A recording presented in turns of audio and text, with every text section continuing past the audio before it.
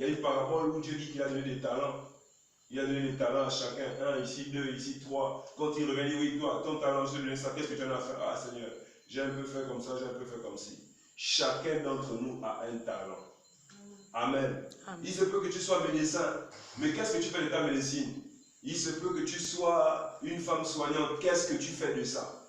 Tu es seulement sur l'église, tu dis, moi je suis à l'église, le pasteur prêche, j'écoute et tout ça. Personne ne sera sauvé parce qu'il est parti à l'église. Quelqu'un peut dire Amen. Il n'y a pas un chrétien qui sera sauvé parce qu'il est parti à l'église. Ça n'existe même pas dans la Bible. Il n'y a pas un chrétien qui est protégé parce qu'il paie les dîmes et les offrandes et que le pasteur, quand il dort, il veille aussi sur les croyants. Ça n'existe pas dans la Bible. La Bible dit que le chrétien est protégé par l'ange de l'Éternel qui campe auprès de lui. Mais la Bible dit aussi que l'ange de l'Éternel campe auprès de ceux qui le craignent.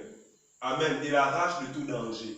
Si quelqu'un craint le Seigneur, il n'a pas besoin de s'attendre à ce que le pasteur prie pour lui. Non. Quand il y aura un danger, l'ange de l'Éternel qui s'est engagé à protéger tous les chrétiens qui craignent l'Éternel, tous ceux qui craignent l'Éternel, cet ange l'arrachera. Quelqu'un peut dire Amen? Amen. Oui, parce que j'ai entendu un pasteur qui disait non, tu n'as même pas besoin de faire tout ça, tu viens seulement t'asseoir à l'église, dis seulement Amen à la parole, l'ange de l'église te protège. Non. Il y a un ange en Apocalypse, c'est l'ange d'un âge. La Bible dit décrit à l'ange de l'église de, l'ange de l'église de, l'ange de l'église de Laodicée. L'ange de l'église de Laodicée, c'est cet ange-là qui vient de la part de Dieu pour cet âge. Amen. Le reste, nous nous attendons seulement au Dieu de cet ange. Est-ce que quelqu'un peut dire Amen? Parce qu'il n'y a pas le Dieu du pasteur un tel. On dit, ah, le Dieu du pasteur, tu vois que nous faisons. Non, non. Le Dieu du prophète de cet âge qui est venu là, c'est lui que nous adorons. Amen. Amen. Il n'y a pas le Dieu du pasteur tel. Sinon, nous allons faire de Dieu un Dieu d'église. Dieu n'est pas un Dieu d'église locale. Il est Dieu de l'église spirituelle. Il est Dieu de l'épouse. C'est un grand Dieu. Amen. Il ne peut pas se limiter à un petit groupe. Quelqu'un peut dire Amen. Amen. Quand la Bible dit que là où deux ou trois sont réunis en mon nom, je suis au milieu d'eux. Il est la parole. Là où la parole est invoquée, c'est Dieu. Amen. Amen. C'est pour ça que nous n'allons pas dire le Dieu de ceci. Non. Le Dieu de cet âge, il est le Dieu du prophète de cet âge majeur. C'est pour ça que la voix a dit, écrit à l'ange de l'église de Laodicée. Dieu parle avec le prophète de l'ange de l'église de Laodicée, et ceux qui viendront derrière comme des auxiliaires s'attendent à ce que Dieu a dit à cet ange. Amen. Il n'y a personne qui saute cet ange pour dire que Dieu traite avec moi directement. Impossible. Oh, quelqu'un peut dire Amen. Amen.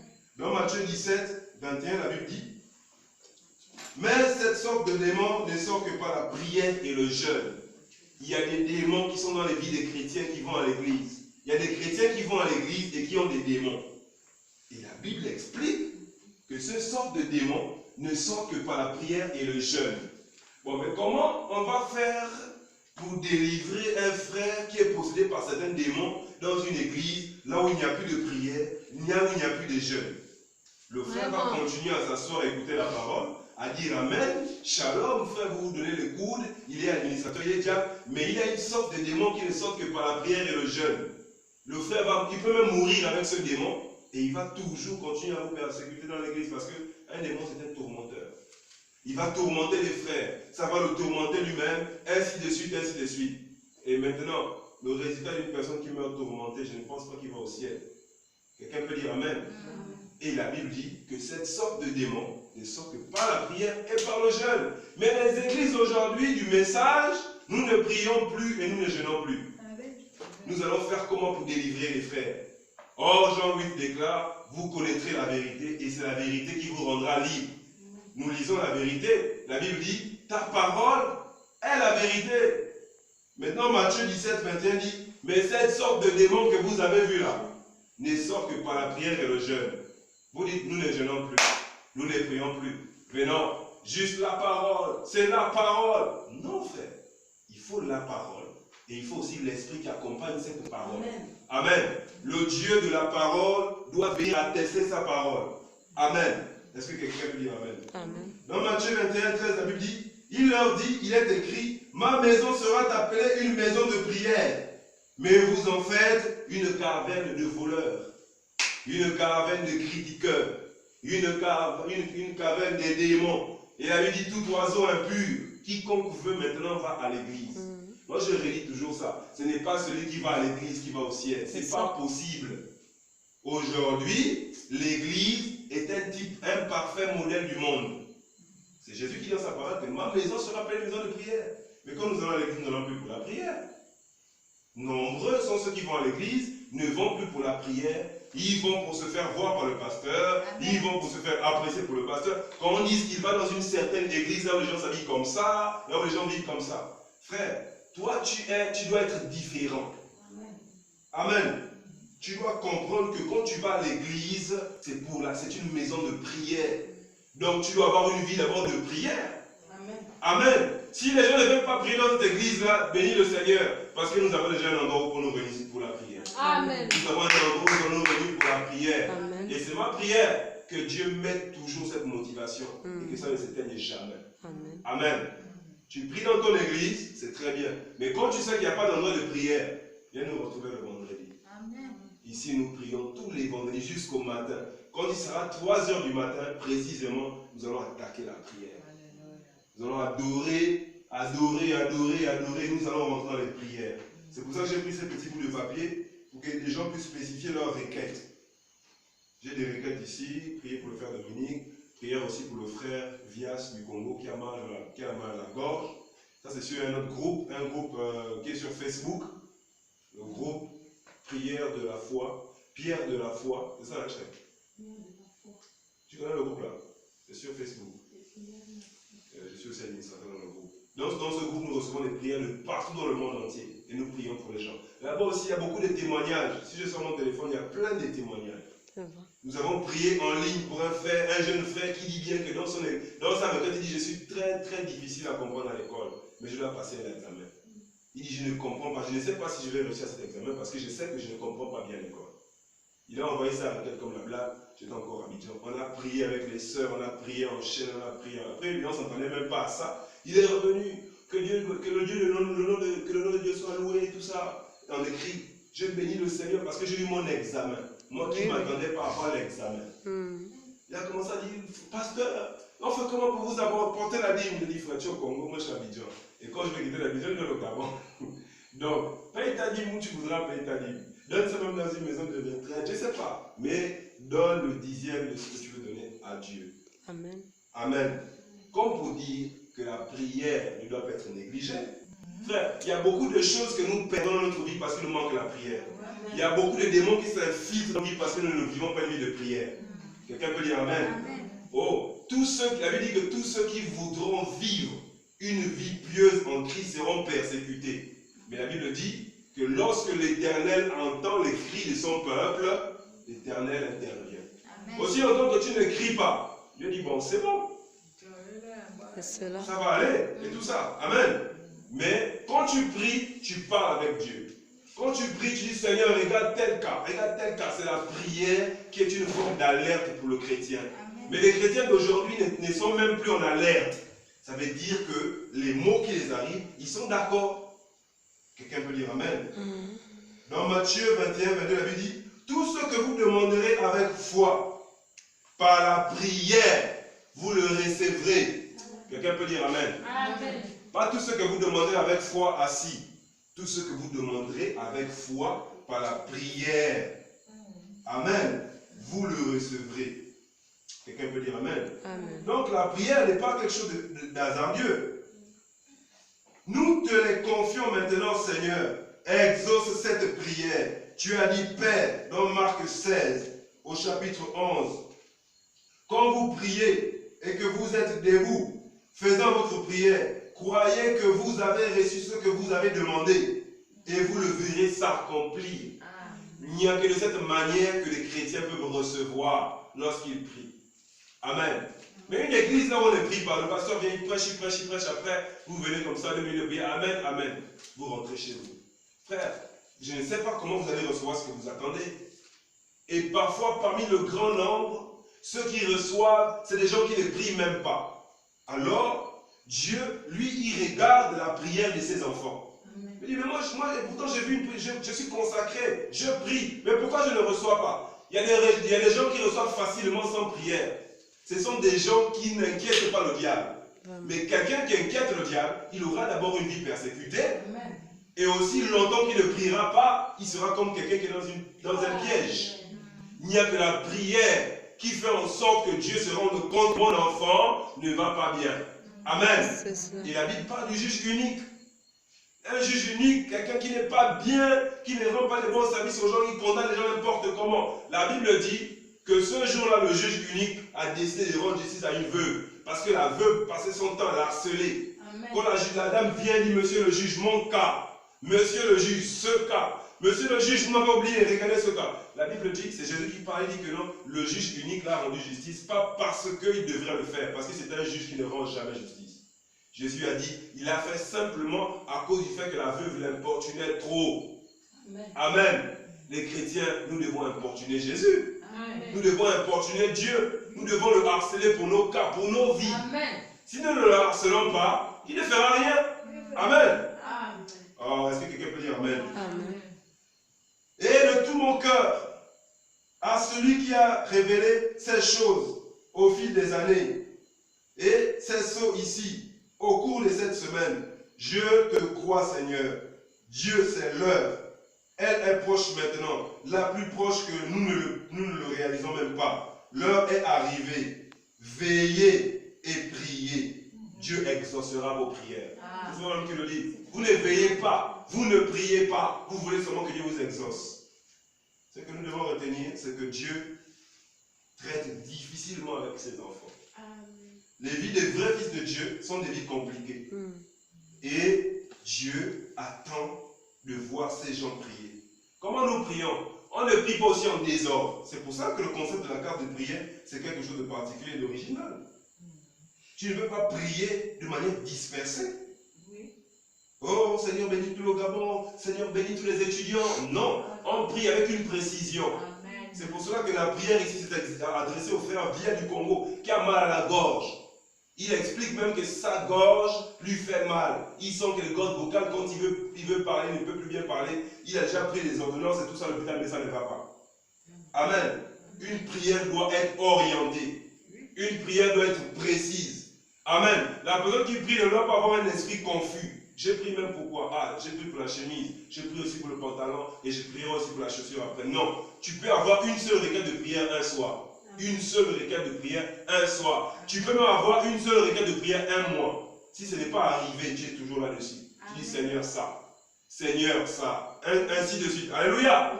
Mais les gens prient tellement embrouillés. Mais ce n'est pas la faute des gens. Aujourd'hui, c'est la faute de la majorité de nos églises. Parce que nos églises, ce sont les églises dites du message. Là où on ne prie plus assez. Tout est coordonné lors de l'église. Tant de machin, tant de ceci, tant de la parole. Amen, rentrez chez vous. Dès que le chrétien du message rentre chez lui, c'est fini. Rares sont les chrétiens du message qui rentrent chez eux et qui continuent à prier. Qui continuent à mener une vie de prière. Non. Je crois même que ce sont les plus désordonnés aujourd'hui. Je pense même que ce sont les plus désordonnés aujourd'hui. Et parfois la crainte de Dieu a quitté ces derniers. Alléluia. Nous voulons avoir une vie de prière. Tu peux dire ça à ta soeur. Tu dis, j'aimerais avoir une vie de prière. Amen. Il y a 7 façons de mener le combat spirituel. Le diable connaît 7 manières de mener le combat spirituel. Satan, en tout cas, lui, il sait qu'il y a 7 manières de l'atteindre. Amen. Et la première manière, c'est par l'intercession. Comme je disais tout à l'heure, la prière. Or, l'intercession, la Bible dit que c'est aller en faveur d'eux. De prier pour, c'est-à-dire tu t'intercales entre un problème et le diable. Alors tu te mets au milieu. Oui. C'est ce qu'on appelle intercéder. Prier pour ou bien aller en faveur d'eux. Amen. C'est l'intercession. Mais les gens ne prient plus. Ton frère meurt à côté de toi. Ta soeur meurt à côté de toi. Tes choses s'empirent. Amen. Tes enfants deviennent médiocres. Tu n'intercèdes plus. Ouais. Mais tu veux seulement que Dieu agisse. Amen. La Bible dit en Apocalypse que la seule chose qui retient la puissance de l'Antichrist, qui empêche la bête d'exercer pleinement son pouvoir sur la terre, c'est la présence de l'épouse sur la terre. Amen. Vous voyez que le diable reconnaît cette présence. et il s'empêche de faire certaines choses. Mais tu es un chrétien dans ta famille, tout est en train de chambouler comme ça. Tu es seulement assis. Tu regardes. Le pasteur va faire. Mon frère, le pasteur a sa vie. Le pasteur prie chez lui aussi parce que le pasteur n'a pas reçu le mandat de t'amener au ciel. Amen. De te donner le salut. Ça, c'est pas possible. Amen. Amen. Éphésiens 4, 11 dit, étant monté au ciel, Dieu a fait des dons aux hommes pour le perfectionnement des saints en vue de l'œuvre du ministère. Pas pour le salut des âmes. Non. Le salut des âmes est acquis à la croix par la mort de Jésus-Christ au calvaire. Amen. La Bible dit qu'il est mort pour nos péchés. Amen. Amen. Donc, ce n'est pas parce que tu vas à l'église que tu es sauvé. Ce n'est pas parce que tu vas à l'église que tu es protégé. Non, non, non, non, non. Tu dois prier. Amen. Un chrétien prie. Un chrétien mène une vie d'intercession. Un chrétien mène une vie sainte. Parce que la Bible dit que ce n'est pas seulement l'intercession, mais c'est aussi une vie sainte. Le diable craint une vie juste. Amen. Oh, quelqu'un peut dire Amen. Amen. Oui, ce sont les 7 manières de mener le combat spirituel. Le diable craint quelqu'un qui est en intercession. Tu ne peux pas être en intercession avec une vie embrouillée. Je ne pense pas. Non. Je ne crois même pas que tu auras l'énergie nécessaire de le faire. Je ne sais pas où tu vas trouver l'énergie nécessaire pour intercéder, te mettre entre le diable et ton frère. Tu vas trouver l'énergie là-haut. Le diable craint une vie sanctifiée. C'est pour ça que l'une des raisons de mener le combat spirituel, l'une des manières, c'est en menant une vie sanctifiée, une vie juste. Amen. Amen. Amen. Une chose arrive, tu règles ça selon le juste milieu. Amen. Tu dis, frère, je te pardonne. Amen. Amen. Le diable veut te voir agir négativement. Tu dis non, j'agis comme ça. Parce que la Bible me dit de le faire. Amen. Amen. Mais un chrétien désordonné, un chrétien embrouillé, on peut observer ça dans tous les domaines de notre vie. Parce que parfois, il y a des chrétiens, même il va même faire les courses, il fait les courses, il a même la capacité de ranger le chariot, il balance, ils vont venir ramasser parce qu'ils sont là pour ça. Le diable se sert de toi pour faire beaucoup de choses de manière à ce que ta vie ne soit pas une vie rangée et quand tu rentreras en prière, prière inutile. Amen. Il y a des points comme ça. En prêchant l'évangile, il y a des chrétiens qui disent, ah, moi je crois que mon pasteur me protège. Ton pasteur ne te protège pas. Ton pasteur mène une vie sanctifiée en prêchant l'évangile. Quand il prêche l'évangile là, sa vie est protégée. Parce que c'est le combat spirituel qu'il fait. Quelqu'un peut dire amen. Amen. En prêchant, en réagissant comme il faut. Comme il faut. Tu sais qu'on devrait agir comme ça. Toi, tu agis comme ça. Ça, c'est pas le combat spirituel. Tu es défaitiste. En fait, tu ne peux même pas t'hasarder à te trouver sur un chemin avec le diable. Il va te détruire. Il va te mettre de côté. D'abord, ta prière ne l'effrayera même pas. Amen. Parce que la dernière fois, on disait que ce n'est pas le nom de Jésus-Christ qui fait fuir les démons. Non, c'est la vie qui est cachée derrière le nom. Amen. Qui fait fuir les démons. Amen. Yes. Alléluia. Amen. En donnant. Amen. Frère Madame dit, si je dois donner mon argent à une église pour contribuer genre à la construction d'un bâtiment, je ne sais pas, pour acheter la voiture du pasteur, je ne sais pas, à un programme d'église, et je dois donner mon argent à des gens qui vont dans des endroits où il n'y a pas l'évangile. Frère Madame dit, je donnerai mon argent pour des gens qui vont là où il n'y a pas l'évangile. Parce que la Bible dit que si quelqu'un arrive à gagner une âme au Seigneur, il couvre une multitude de péchés. Et si, frère, dit que si ton argent sert à soutenir des gens qui vont prêcher l'évangile, là où l'évangile n'est pas encore arrivé, quand cette âme sera gagnée, tu recevras des récompenses. Amen. Les chrétiens n'évangélisent même plus. Les chrétiens vont à l'église seulement pour s'asseoir. Et aujourd'hui, on se demande pourquoi tous ces mots nous arrivent.